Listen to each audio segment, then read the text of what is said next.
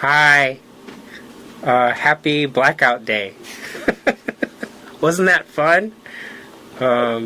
Write your councilman and assembly person and who are you supposed to? Congresswomen, women, and senators, and it's all there. Just go to Craigslist, I guess, right? What an auspicious day to do a webcast. If those what was it, Pee-Pee and Poo-Poo? What was it called? Sopa and Peepa. If those things pass, you're gonna have to pay for this, and we're not even getting paid, so that would be very strange. Anyway, we have a great guest today, Inouk Demers. You already know that because it's on the didactic next to the screen. And welcome. Thank you very much. Yeah, we met through Soundwalk. That's right. That's right. And how many years have you been participating? That was the first time really? that I'd been in Soundwalk. Okay. Yeah. Although it felt like I was among old friends. Old friends, right? It's a great project. Absolutely. I love Soundwalk. I've participated since the beginning. And yes. They keep letting me come back. So maybe they're not a perfect organization, but they're certainly welcoming. They're welcoming, absolutely. The Flood folks are amazing. For those who don't know about Soundwalk, how would you describe Soundwalk? Well, welcoming is certainly one of the first words that comes to mind. I mean, even the application process seems like an open door at first. You know, very artist friendly. Very artist friendly, very supportive, and it seems to be tied into the community quite closely, and people seem to want to go there every year and participate, and there's a great variety of artists that are able to go there. There's all kinds of stuff going on. So it happens once a year. You could just go to soundwalk.org. And it happens in the city of Long Beach, California, and they take over the East Village, what they call the East Village, which is the where a lot of the galleries and bookstores and whatnot, lots of restaurants and skateboard shops. And they just take it over one night, and we had over 40 composers, correct, experimental music and sound artists. Correct. Some indoors, some outdoors. That's right.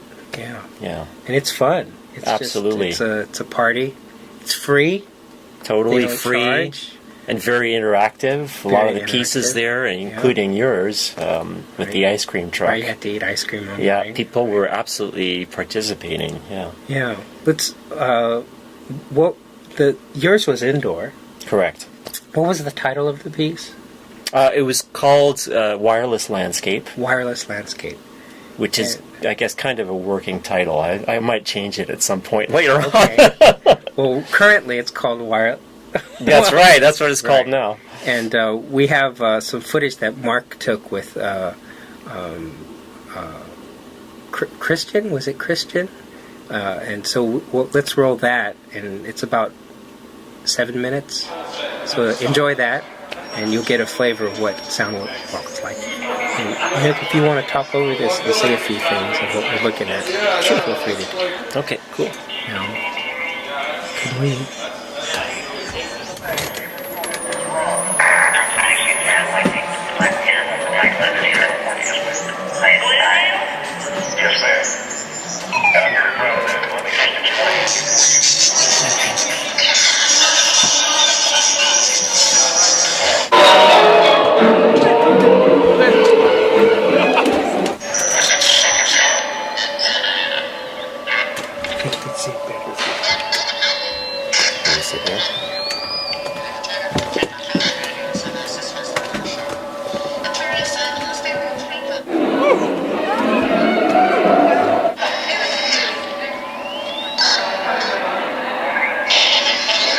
I guess I could say this piece is kind of an offshoot of some work that I've been doing lately, research on bandwidth competition in the telecommunications industry. It's a bit of a fantasy-type landscape, kind of like a sci-fi film or a post-apocalyptic B-movie, zombie film type thing. and in the background you can see some wireless towers there. So that's kind of a take on the fact that we have all these wireless communications going on at any one moment, floating around in the air, and all kinds of stuff goes on there. You got amateur radio, you got police, emergency, fire departments, all kinds of stuff going on there, and some of it's legit, some of it is under the radar, and it's kind of a cross-section of the types of communications that can be happening at any one moment. It really is part of a larger project that looks at how the telco industry is really fighting for slices of bandwidth. It's kind of the equivalent of a land grab, and it's a very fraught type of situation. People are paying millions and millions of dollars and lobbying for control of the airwaves. So anyway, you can take a look.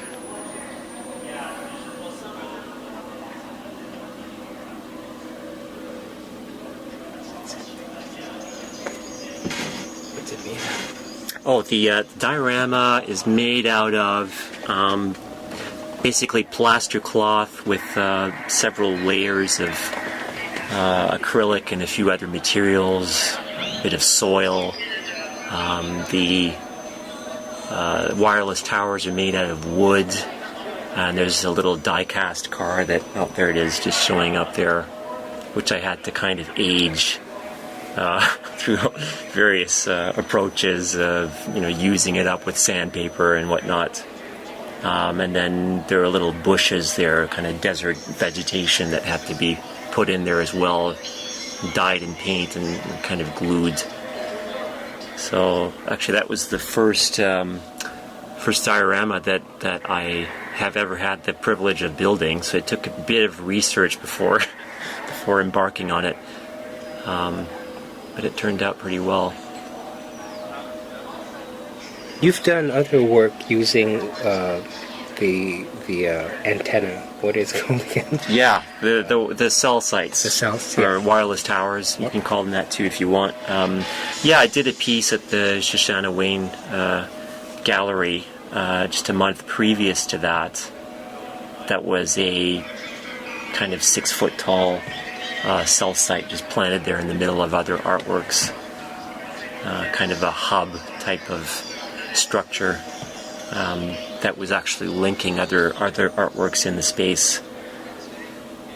So yeah, I'm working on a few different pieces that deal with this issue of connectedness or non-connectedness, overlapping layers of communication.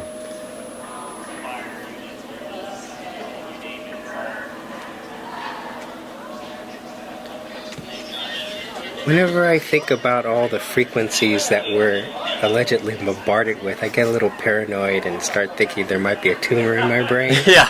Is that something you're trying to evoke?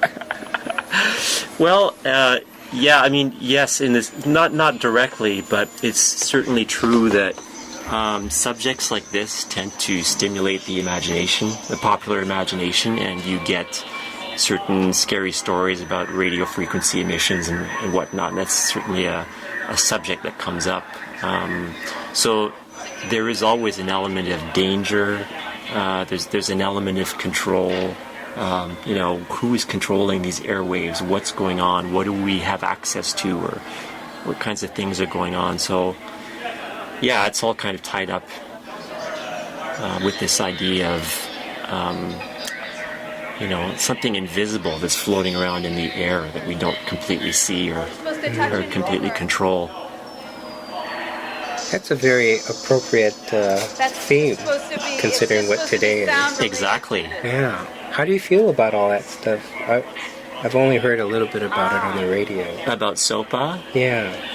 Yeah, definitely. I mean, that's exactly the point, is that we're faced with every day, huge amounts of information, and that stuff is streaming online. In addition to the airwaves, it's streaming online.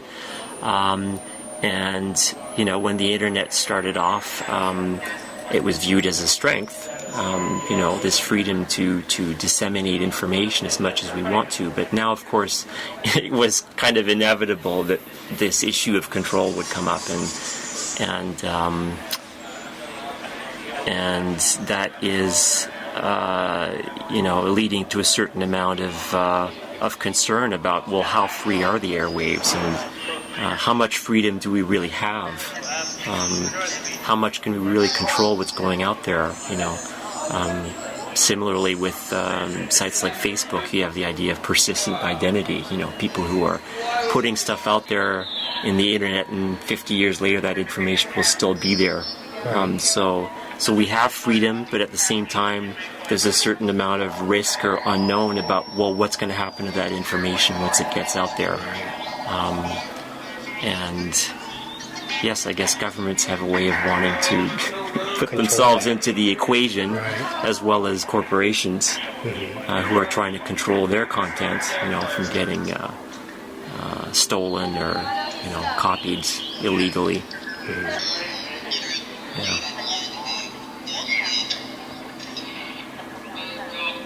The way you describe Facebook, it's kind of like an ID preservative.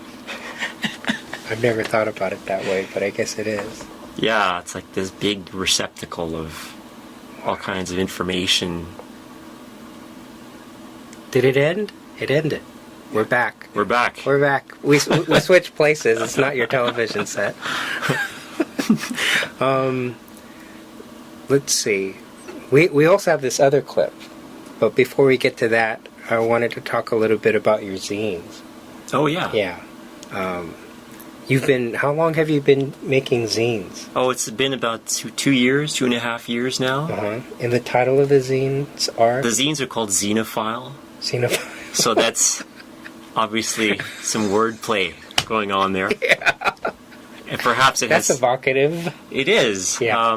It really is about a love of strangeness, a love of the unfamiliar, and living in the suburbs. In Redondo Beach, there's often this aspect of, well, we're in a community, supposedly, but there's a great deal of isolation. I mean, everyone's in their homes, and do we really know what's going on? Do we know what our neighbors are doing, or what kinds of activities are going on? So I decided to go out there and try and talk to people, or invite them to submit little thoughts and stories through an email address, and sure enough, some people contributed, but actually it's a long, painstaking process, because we get into questions of privacy here. Right. People are willing to share all kinds of stuff online, but when it's person to person, somehow people are a little more guarded about what they want to share or say.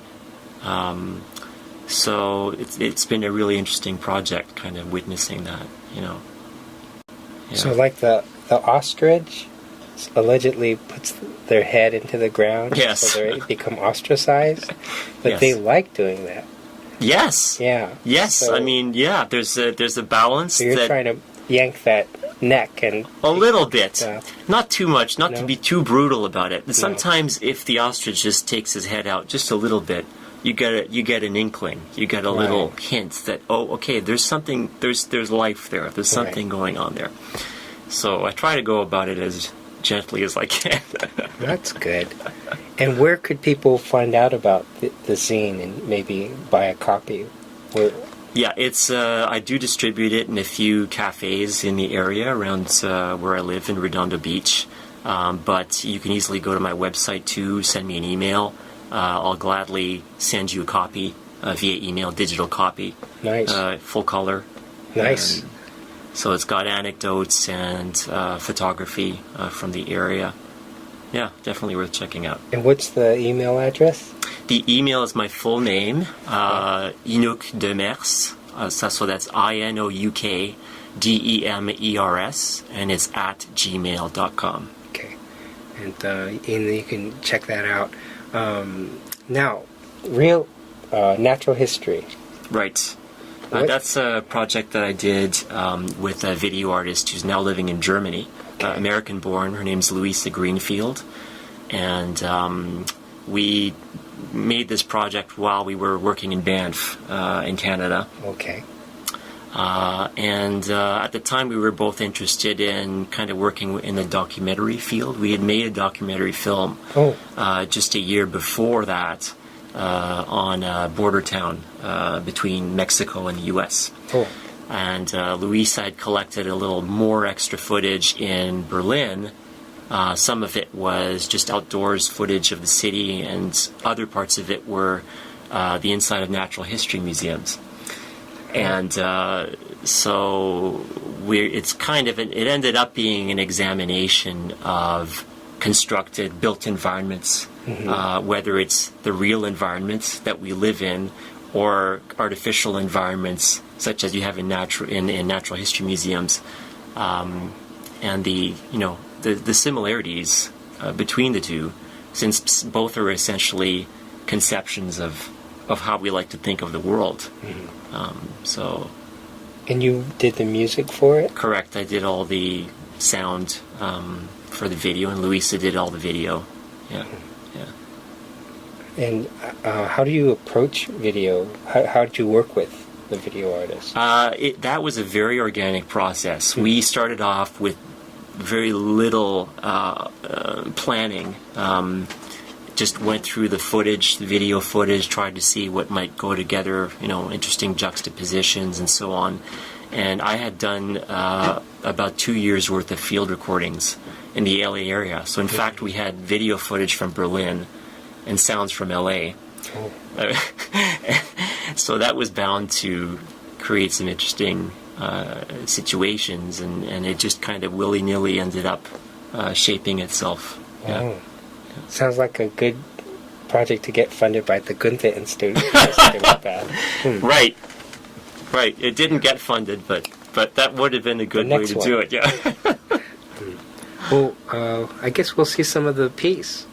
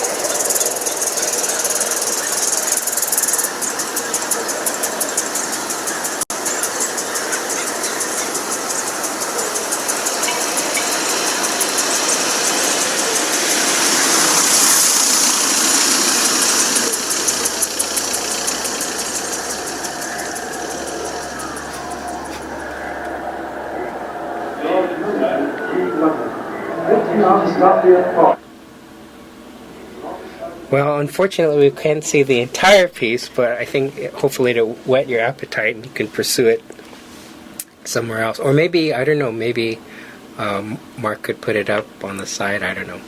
But have you shown that a lot? Yeah, it's been screened in Europe.